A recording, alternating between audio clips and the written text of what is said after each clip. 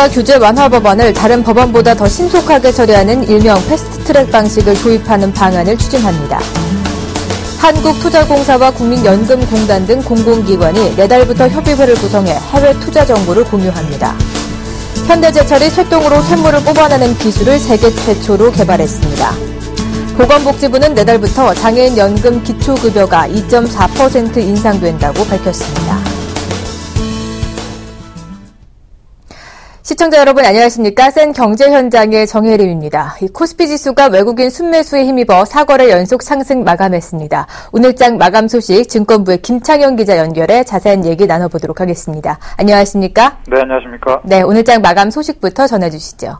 네, 코스피 지수가 외국인의 매수세로 인해 4거래일 연속 상승했습니다. 오늘 코스피 지수는 전거래일보다 4.61포인트 상승한 1985.61포인트의 장을 마감했습니다. 코스닥 지수는 전거래일보다 2.52포인트 하락한 541.58포인트의 거래를 마쳤습니다. 코스피 지수는 이날 장 초반 상승세로 시작했습니다. 미국의 지난달 개인 소비 지수와 개인 소득 지수가 양호하게 나타나면서 외국인이 매수세를 나타냈습니다. 하지만 오전 11시 이후 북한이 서해 북방한계선 인근 해상에 포격을 한 것이 알려지면서 약세로 돌아섰습니다. 오후 들어 외국인의 매수세가 강해지면서 다시 상승세로 반전하는 롤러코스터 흐름을 나타냈습니다. 유가증권 시장에서 개인과 기관이 동반 매도에 나섰지만 외국인이 3,215억 원어치를 순매수하며 지수를 끌어올렸습니다. 프로그램 매매는 3,079억 원의 매수 우위를 나타냈습니다. 업종별로는 의약품, 의류정밀, 전기가스업 등이 내렸지만 기계, 증권, 화학 등이 상승했습니다. 시가총액 상위 종목 가운데는 삼성전자, 현대차, 신한지주 등이 오른 반면 현대모비스, SK하이닉스 등이 내렸습니다. 이날 회사 합병을 공시한 삼성 SDI가 6.62%, 제일모직이 5.75% 올랐습니다. 반면 동부제철이 인천공항 패키지들 무산 우려에 10.67% 급락했습니다. 서울 외환시장에서 원달러 환율은 전거래일보다 4.6원 내린 1,064.7원의 거래를 마쳤습니다. 네, 앞서 잠시 언급해 주시기도 했었는데요. 이 삼성 SDI와 제일모직 합병 소식이 오늘장에서 단연 최고 화두였는데 동반 상승 마감한 모습이죠? 네, 그렇습니다. 전문가들은 삼성 SDI가 제일모직을 흡수 합병하면 두 회사의 주가가 모두 강세를 보일 가능성이 높다고 판단하고 있습니다. 전문가들은 이번 합병으로 두 회사로 나눠져 있던 전기전자 부품 사업을 합치면 그룹 차원의 비효율을 개선할 수 있다고 분석하고 있습니다. 삼성 SDI는 오늘 유가증권 시장에서 전거래일보다 6.62% 오른 16만 1,000원의 거래를 마쳤습니다. 제일모직도 5.75% 오른 7만 1,700원까지 급등했습니다. 두 회사의 합병 소식이 주가를 크게 밀어올렸습니다. 이날 삼성 SDI는 제일모직을 흡수 합병한다고 공시했습니다. 합병 후 제일모직은 소멸됩니다. 삼성 SDI 대 제일모직의 합병 비율은 1대 0.44 수준이며 합병 기일은 7월 1일입니다. 전문가들은 이번 합병으로 두 회사의 주가에 긍정적인 영향을 미칠 것으로 내다봤습니다. 박강호 대신증권 IT팀장은 제일모직은 패션을 지난해 에버랜드에 넘겼고 삼성 SDI도 돈이 안 되는 PDP 사업을 지난해 거의 정리했다며 두 회사 모두 IT 기업으로 방향을 잡았고 합병 후 2차 전지와 자동차 전지, 유기발광 다이오드 소재 등 미래 먹거리에 집중할 것으로 보인다고 판단했습니다. 합병 전까지는 삼성 SDI의 주가가 제일모직보다 상승폭이 클 것으로 내다봤습니다. 김영우 HMC 투자증권연구원은 제일모직은 합병 전에 현금성 자산을 이용해 주식 매수 청구권을 행사하며 자사주를 추가로 확보하고 합병에 들어갈 가능성이 있고 1사분기 결산 후 부진한 사업 부문을 어느 정도 정리할 수도 있다며 삼성 SDI가 오르면 제일모직이 따라가는 주가 흐름을 보일 것이라고 분석했습니다. 네, 그렇군요. 오늘 정오쯤 북한이 도발을 감행을 했죠. 핵실험 발언과 함께 서해상에 포탄을 투척을 했는데요. 이에 따른 방산주는 급등을 하고 경협주는 급락을 했죠. 네, 그렇습니다. 북한의 핵실험 가능성 언급과 서해상에서의 해상사격 훈련에 방위산업주가 동반 급등했습니다.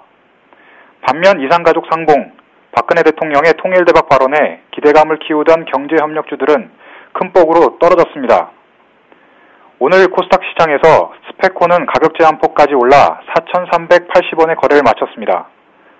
함정용 방향 탐지기를 만드는 빅텍도 전거래일 대비 13.82% 급등했고, 군용 무전기 생산업체인 휴니드도 장중 한때 7% 넘게 오른 끝에 2.08% 상승하며 장을 마쳤습니다. 반면 경협주들은 동반 약세를 나타냈습니다. 현대상선이 1.90% 빠졌고, 금강산 내 골프장을 보유하고 있는 에머슨 퍼시픽도 6.44% 하락했습니다. 이 밖에 제형솔루텍, 이화전기, 로만손 등 개성공단 관련주도 일제히 내렸습니다. 방산주들의 이날 동반 강세와 경협주의 약세는 북한의 핵실험 가능성 발언으로 한반도의 지정학적 리스크가 커질 것이라는 심리 때문으로 풀이됩니다. 북한은 전날 외무성 성명을 통해 핵 억제력을 더욱 강화하기 위해 새로운 형태의 핵실험도 배제하지 않을 것이라고 밝혔습니다. 유엔 안전보장이사회가 북한의 로켓 발사를 규탄하는 성명을 발표한 데 따른 대응으로 풀이됩니다. 이에 따라 육자회담 논의는 물론 박근혜 대통령이 밝힌 평화통일 구상을 위한 대북 3대 제안에 대한 후속 조치도 불투명해졌습니다. 여기에다 이날 정오께 북한이 서해 북방한계선 남쪽을 향해 포탄 사격 훈련을 실시했고, 우리 해군이 대응 사격에 나섬에 따라 남북 간 긴장감이 고조됐습니다. 전문가들은 그러나 북한의 서해상 사격과 핵실험 언급 등 일시적인 이벤트가 방산주의 실적에 반영되기 힘들어 주가에 미치는 영향도 단기적일 것으로 판단했습니다. 다만 경협주의 경우 개성공단 가동과 금강산 관광 등 직접적 관련성이 크다는 분석이 나옵니다. 이상원 하이투자증권 투자전략팀장은 북한의 도발로 긴장감이 고조되면 심리적으로 방산주의 국가에 긍정적으로 작용한다며 국방 예산이 이미 정해져 있는 데다 앞으로의 국방비도 장기적 관점에서 계획된다는 점에서 이들 기업의 실적이 직접적으로 개선될 가능성은 없고, 심리적 요인이 해소되면 주가도 원상회복할 가능성이 크다고 말했습니다. 이 팀장은 그러나 경협주의 경우 남북관계와 실적의 상관관계가 커 주가 약세가 이어질 수 있다고 덧붙였습니다. 네, 지금 오늘 말씀 잘 들었습니다. 지금까지 증권부의 김창현 기자와 함께했습니다. 고맙습니다. 네, 감사합니다.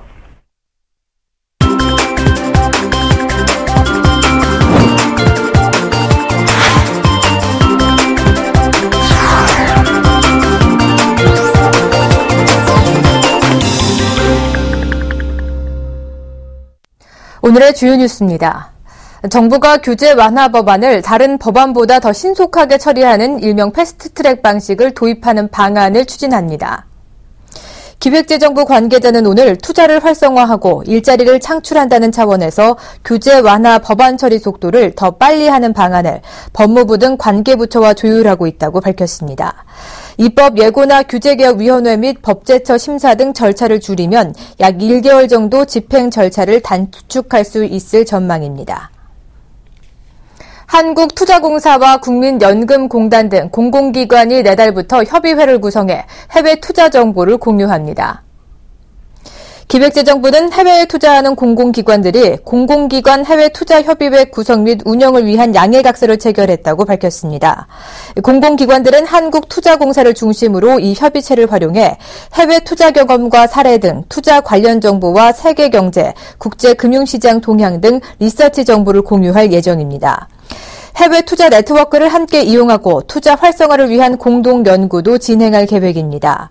내달 18일부터 격월 단위로 진행되는 협의회에는 한국투자공사와 국민연금공단, 우정사업본부, 공무원, 사립학교교직원 연금공단, 경찰과 군인, 교직원, 과학기술인, 한국지방재정, 대한지방행정공제회, 산업은행, 수출앱은행, 자산관리공사, 정책금융공사, 국제금융센터 등 16개 기관이 참여합니다. 현대제철이 쇠독으로 쇳물을 뽑아내는 기술을 세계 최초로 개발했습니다. 현대제철은 쇠똥, 즉 우분을 활용한 친환경 재선 기술을 개발해 특허를 출원했다고 밝혔습니다. 이 기술은 고로에서 철광석을 녹이는 데 사용되는 석탄을 쇠똥으로 대체하는 길을 연 것입니다. 쇠똥을 응축해 고로에 넣고 이를 태울 때 나오는 열로 철광석을 녹이는 방식입니다. 쇠똥은 코크스에 비해 열량이 35%가량 많은 양질의 부생가스를 배출하고 연소 효율도 30% 높아 환경, 경제적으로 우수한 자원이 될 수 있습니다. 이 쇠똥은 국내에서 연간 2,300만 톤가량 발생하는데 특히 일부만 퇴비로 활용되고 대부분이 폐기 처분됩니다. 현대제철은 이 분야의 원천 기술을 확보를 넘어서 현재 상용화 기술 개발을 진행 중입니다. 보건복지부는 내달부터 장애인연금 기초급여가 2.4% 인상된다고 밝혔습니다. 장애인연금 단독 수급자는 기초급여가 96,800원에서 99,100원으로, 부부 수급자의 경우 154,900원에서 158,600원으로 각각 2,300원, 3,700원씩 인상됩니다. 현재 장애인연금 기초급여를 20만 원으로 인상하는 장애인연금법 개정안이 국회에 계류 중에 있습니다. 한국은행은 소비자 물가 상승률이 점차 높아져 물가 안정 목표 범위 내로 복귀할 것으로 전망했습니다. 한은은 국회에 제출한 통화신용정책 보고서에서 그동안 저인플레이션의 주된 요인으로 작용한 공급 요인과 제도적 요인의 물가 안정 효과가 약화될 것이라며 공급 측면에서 국제 원자재 가격을 제외한 대부분 요인이 상승 압력으로 작용할 것이라고 전망했습니다. 주요국 통화정책 기조와 관련해서는 미국 연준은 자산 매입 규모를 계속할 것으로 예상된다며 미국의 양적 완화 축소가 계속될 것으로 예상했습니다. 일본은 4월 소비세율 인상 등으로 경기 회복세가 약화되면 추가 완화를 실시할 가능성이 있다고 진단했습니다. 네, 보통 경매하면 부동산이나 예술품 경매를 쉽게 떠올리실 텐데요. 최근에는 중고차 경매도 점점 늘고 있는 추세라고 합니다. 자세한 내용 산업부 유주희 기자 연결해 들어보도록 하겠습니다. 안녕하십니까? 안녕하십니까? 네, 얼마 전엔 KT도 중고차 경매 시장에 뛰어들었다면서요? 예, 얼마 전 KT렌탈이 경기도 안성에 KT렌탈 오토옥션을 열고 첫 중고차 경매를 실시했는데요. 1회당 1,200대까지 경매가 가능한 전시 공간과 500여 석의 경매 회장을 갖췄습니다. 그동안 렌터카 사업을 운영하면서 매년 2만여 대의 중고차가 발생했기 때문에 안정적인 물량 공급이 가능할 것으로 기대됩니다. KT렌탈은 앞으로 KT그룹 계열사와의 시너지 효과를 극대화하고 외국인 바이어들을 겨냥한 수출 입찰 전용 사이트도 선보인다는 계획입니다. 그렇군요. 이 중고차 경매 아직은 생소한 분들이 참 많으실 것 같습니다. 이렇게 KT렌탈 외에도 중고차 경매 시장에 뛰어든 기업이 또 있나요? 현대차그룹의 계열사인 현대글로비스가 지난 2001년부터 중고차 경매장을 운영해왔고요. 현재 경기도 분당과 시화, 경남, 양산 등 세 곳에서 경매가 이뤄지고 있습니다. 경기도 용인에는 2000년 문을 연 AJ코퍼레이션의 서울 경매장이 있고요. SK엔카는 인터넷 중고차 경매 서비스인 엔카옥션을 운영 중입니다. 지난해에는 동아그룹이 인천의 동아엠파크를 열었습니다. 이들 기업의 경매장에서 매주 출품되는 중고차는 2,000대에서 3,000대 규모입니다. 보통 경매장에 딸린 전시장에서 중고차를 직접 살펴본 후에 경매회장에서 컴퓨터를 입찰하는 방식인데요. 많으면 하나의 경매에 700대 이상 낙찰되는 경우도 있다고 합니다. 생각보다 경매장이 참 많은데 이렇게 중고차 경매장이 잇따라 문을 여는 이유도 궁금합니다. 네, 국내 중고차 시장이 급성장하는 반면 유통구조는 열악한 상황이기 때문인데요. 우선 시장의 성장세를 보시면 지난해 국내 신차 시장 규모는 156만 대였습니다. 그런데 중고차 시장은 338만 대에 달했습니다. 2배에 달하는 규모인 셈인데요. 중고차 시장 규모는 지난 2009년 이후 70%가량 성장했습니다. 거래 규모로는 세계 10위권에 해당한다고 합니다. 이전보다 차량의 내구성이 좋아지면서 중고차를 구입해도 안심할 수 있다는 인식 덕분이기도 하고요. 다만 인터넷 등에서 중고차 정보를 얻기가 쉬워졌다고는 해도 허위 매물이나 가격 속여 팔기로 인한 피해가 여전해 보다 투명한 유통구조가 필요한 상황입니다. 이 때문에 체계적인 중고차 품질 평가와 가격 산정 시스템을 갖춘 대규모 경매가 앞으로 점점 활성화될 전망입니다.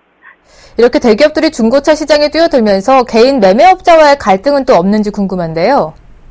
예, 초반에는 대기업 진출로 인한 부작용이 우려됐는데요.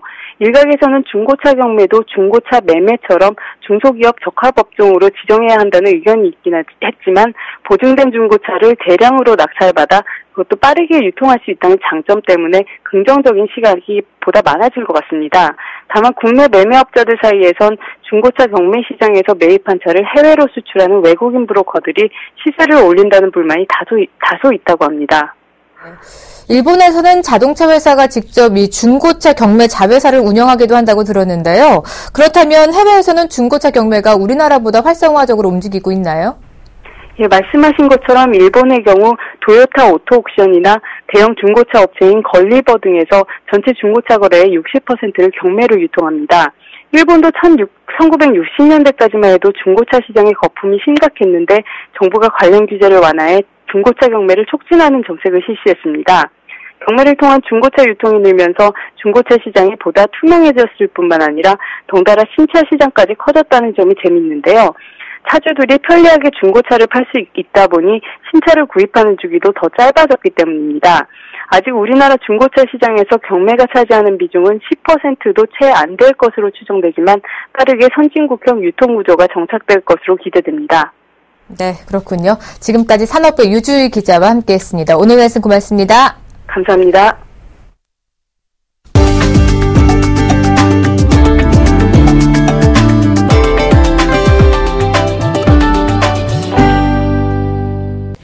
금융권에 빚이 많은 현대그룹, 한라그룹, 대성산업 등 최대 14개 대기업이 올해 채권단 관리를 새롭게 받습니다.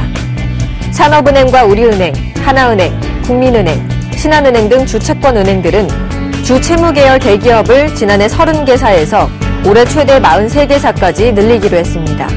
올해 새롭게 선정된 곳은 현대와 한라, 대성산업, SPP조선, 한국타이어, 하이트진로, 풍산, 한솔, STX조선, 현대산업개발 등 최대 14개 그룹입니다.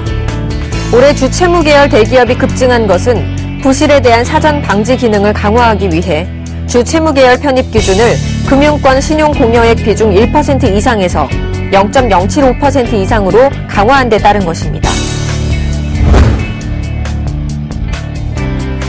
2012년 세계 11위 규모였던 국내 휴대전화 시장이 2017년 15위까지 떨어질 전망입니다. 미국 시장조사 업체 스트래티지 애널리틱스는 한국 휴대폰 시장이 2012년 3,260만 대에서 지난해 2,510만 대 규모로 줄었다고 밝혔습니다. 국내 휴대폰 시장은 지난해 독일과 프랑스에 밀려 13위를 기록했고 2017년에는 베트남과 나이지리아보다 아래인 15위가 될 것으로 보입니다. 정보기술업계 관계자는 보조금 규제로 인해 화랑 상태였던 스마트폰에 대한 수요가 줄었다면서 태블릿 PC나 착용형 스마트 기기 등으로 업계가 눈을 돌려야 할 시기라고 분석했습니다. 상반기 대졸 신입사원 시험이 4월에 대거 실시됩니다.